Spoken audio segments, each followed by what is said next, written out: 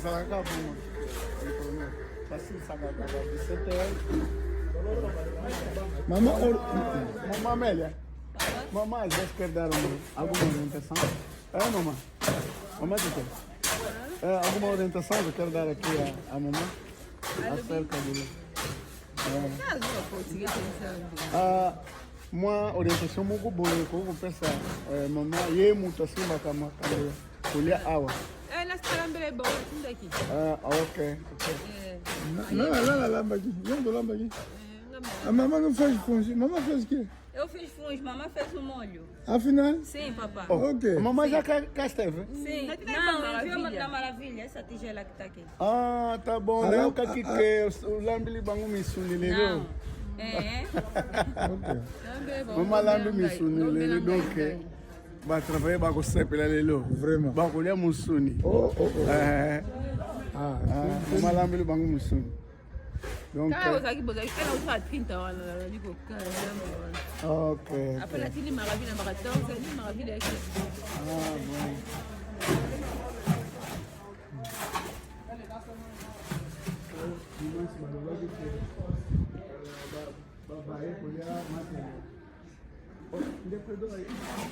Aí você não põe bem. Que é bem musus.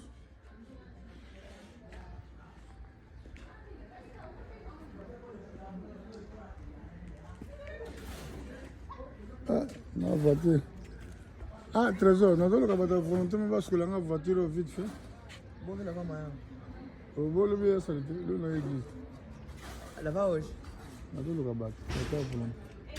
Deve ter sido passar a colher para levar essa. Vai levar agora? Eu sabe. Só trabalhar. Pai não trouxe piano, né? Não, aluno não tinha uma voiture. Rapaz, assim amanhã vai chegar um pouquinho tarde. Deve... Bom, não vou não, prometo. Foi na tchana, então só esse liga lá, tanto 600 naquela tchana cofre. O goiaga na wana mususu, então na goiaga na wana o change. D'accord? Hoje já dirigindo a bicicleta vai ir.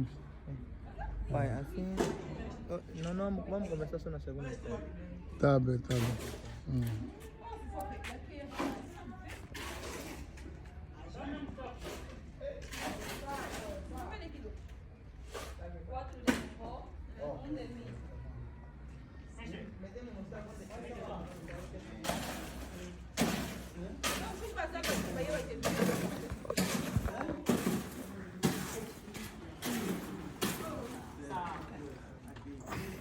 Aí chegou o João ngapi na loba mamo.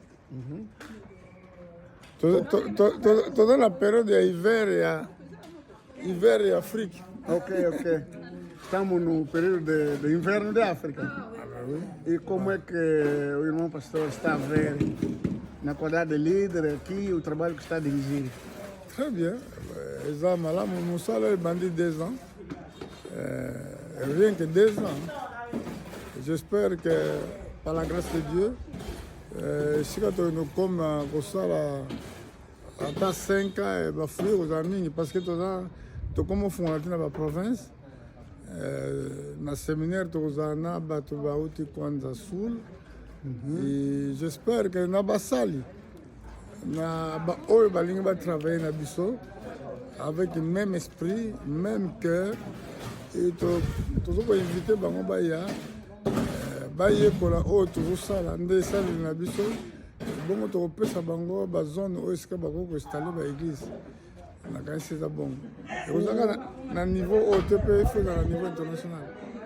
O irmão bispo, será que recebeu algum crédito do Estado para fazer essa obra? Non, pas du tout.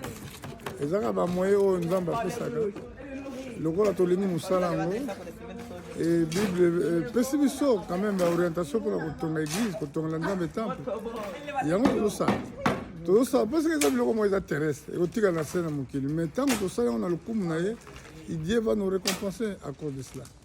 Nakanisi eza bon. Este trabalho, ça déjà combien de temps pour mosala? Soki na se trompe te mosala tobandi yango na mwa nini Tobandango, je pense, au mois de décembre l'année dernière. Donc, le niveau est comme déjà, ils ont collaboré. Le niveau est comme collaboré. Et puis, il faut qu'on bosse dans la tête, on a le pont, on a le bisomoko. Pour nous retrouver le pont, on a milieu, ils ont un peu facilité. Mais Dieu nous a donné cela. Nous avons le pont en monnaie et puis l'église aux étages. Je pense que vraiment, il faut comme ça nous amener. namoni lokola oza poye mpona bagene bazalaka bakote oyo mpo namoni bamipesi pene bazosala. Me nzambe moto atindi bango eloko nzambe asalaka ye moko kaka nzambe moto akambaka soki eloko nzambe aza elongo na bino ekokende liboso.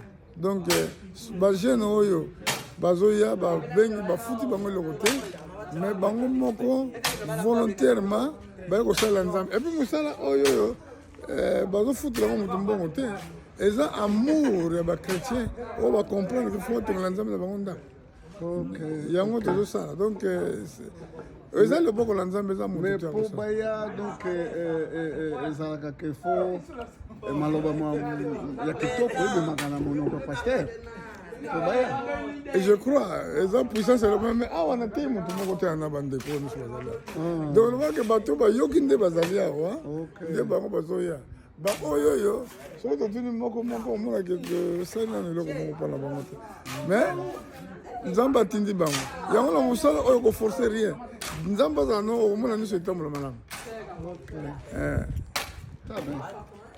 Aqui é o nosso amado, o servo de Deus, o dirigente máximo dessa igreja, Assembleia Cristã Tabernáculo, da mensagem profética em Angola. Portanto, está aqui há pouco tempo, veio de Paris, França, para vir ver o trabalho como é que está a andar aqui em Angola. Portanto, ele está aqui, ele próprio neste momento a dirigir a obra e a corrigir alguns erros, se calhar, se existirem. Então está conosco aqui. A voz que estás ali na diáspora, que o podem ver, é um acto de exemplo que ele pode dar aqui em Angola. Ele veio para investir no ministério do Senhor, está investindo. Essa igreja, dias que vem, vai começar a receber muita gente. Muitos virão aqui buscar a salvação, vão pedir orações aqui, serão orados para curarem as suas enfermidades e muito mais. Portanto, olha só a motivação dos jovens aqui, que estão bem motivados, muito bem motivados, fazendo a obra do Senhor. É aqui no bairro Vila Flor A, aqui no distrito, portanto, aqui no município da Viana, portanto, e assim, o irmão pastor está acompanhado com a sua esposa, aqui está a mãe, está acompanhado, é uma mãe, é uma senhora que não fica atrás de tudo quanto o marido faz, ela está sempre em companhia, fazendo a obra do Senhor. Mamãe, namoni, tem um nosso namoro que eu quero que os aracá primeiro na papá, kusala misala. Donc c'est la caminho que estamos lá na kusunga na musala nzambi oyo. Vraiment c'est pour amigo acompanyer na musala nzambi. Tá bom. Musala yango ezomo ezali to senga kaka na ba partenaire. Kama baya kutia maboko kuna Eva nzambi. Tobongisa bandako na biso. Esengi mpe tobokope ndako mpe ya nkolo mpo ezali ndako ya mpona nkolo.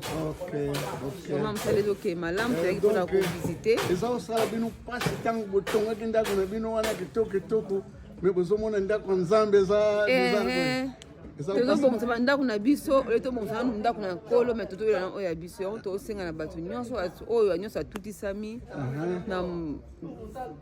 ya kosunga mpona kosunga mosala na nzambe aya contacte bato bazali mis en place mpona makambo yango ke biso totoka kotia brike likolo ya brike mpo ke mosala na nzambe ekende liboso. Ok, mamãe. Zamba pambula eu mingi. Merci, pasteur. Ezo senga ba mama mususu pe ba zwa example. Oyo. Utika kaba papa batambula ka bango mau kaka te. Fo batambula kana binu pe ba mama bo zala ke longo. Amém. Ok. Obrigado, mãe. A mamã Dembo Teresa Mvula, estou falando com ela neste momento. Obrigado, mãe. Obrigado. Ok. Aqui estão os jovens que estão a se entregar fortemente na construção deste grande templo, Assembleia Cristã Tabernáculo da Mensagem Profética em Angola. Portanto, são os jovens.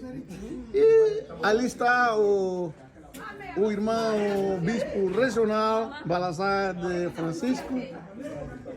Essa que está conosco aqui, rindo, ele está sempre alegre.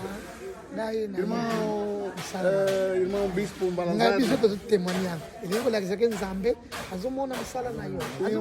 bispo Balazar, como é que está a ver este momento o trabalho? O trabalho está indo bem, sem problema nenhum.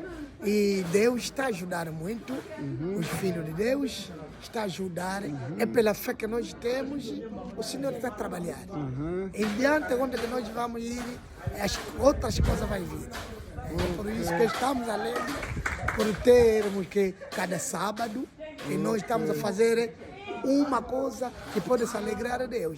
Porque essa casa é de Deus. Essa casa é para arrepender-se, para mudar a exposição das pessoas e todos para entrar no reino de Deus. Isso é importante. Ok, muito obrigado. Muito obrigado. Irmão bispo.